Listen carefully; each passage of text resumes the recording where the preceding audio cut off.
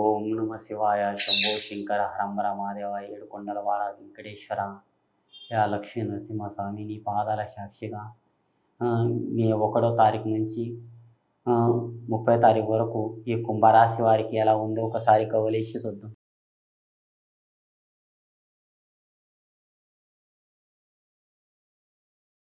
గవ్వలు 1, 2, 3, 4 బోల్తా పడ్డాయండి. 1 చిత్తా పడ్డది.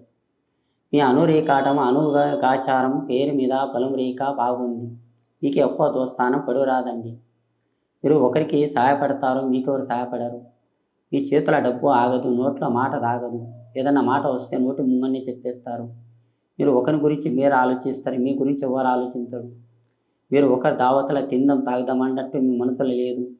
ఉంటే 10 రూపాయలు తింటారు, లేకుంటే ముదురుకుంటారు. కష్టానికి పులిలాగా కష్టపడే యోగం ఉంది. ధనగీత కూడా మంచిగుంది. పెద్ద పెద్ద సినిమా యాక్టర్లతోటి దిగాలి, ఫోటో దిగాలి, అది దిగాలని మీకు చాలా షోకులు ఉంటాయి. అది జరగని పని. అది జరగాలంటే అదృష్టం కావాలి. అది కూడా కలిసి వచ్చే యోగం వస్తే బరాబర్ కలిసి వస్తుంది. అదృష్టం రేఖాటం కూడా బాగుంది. మీరు అనుకున్న పనులు కూడా బాగా జరుగుతాయి. తొందర పడకండి, నిదానం చేయండి. మీరు ఎంత నిదానం చేస్తే అంత మంచిగా ఉంది మీ పేరు మీద. ఈ కుంభరాశి వాళ్ళు చాలా తొందర ఎక్కువ ఉంది. తొందర పడితే ఏది కాదు. ఉరుకులాడకూడదు, నిదానం చేయండి. మీరు పోయటానికి ధర్మం చేస్తావు కానీ ఉల్టా ధర్మం మీకే వస్తుంది. ఒకరికి నువ్వు అన్నం పెట్టే భాగ్యం ఉంది కానీ ఒకరిని 10 రూపాయలు తినే భాగ్యం లేదు మీకు. కానీ నువ్వు మాట సూటిగా మాట్లాడుతావు. మీరు ఎంత సూటిగా మాట్లాడతారో అంత నిజం చెప్తారు కానీ అబద్ధం మీకు వస్తుంది మీ పేరు మీద. కోరుకున్న పనుల్లో కానీ చేసే పనుల్లో కానీ ఏ పని చేసినా కానీ నిదానంతో చేయండి.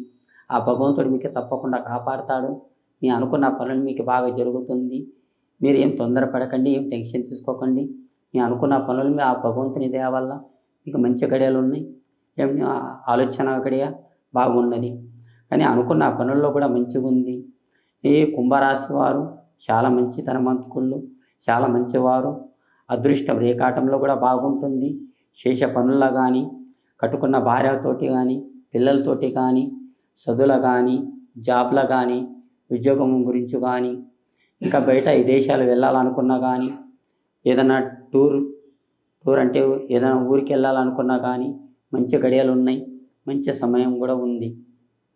ఇప్పుడు ఏదైనా ఈసారి ఏదైనా ఊరు మార్చాలనుకున్నా కానీ ఆ టైం మంచి గడియలు ఉన్నాయి. మంచి సమయం ఉంది. కలిసి వచ్చే యోగం కూడా బాగుంది.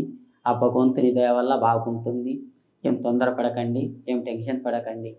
కానీ అనుకున్న పనుల్లో కానీ చేసే పనుల్లో కానీ బాగుంటుంది. కానీ కొత్త పని, కొత్త వ్యవహారాలు నిదానంతో చేయండి. మీరు ఎంత నిదానం చేస్తే అంత బాగుందండి.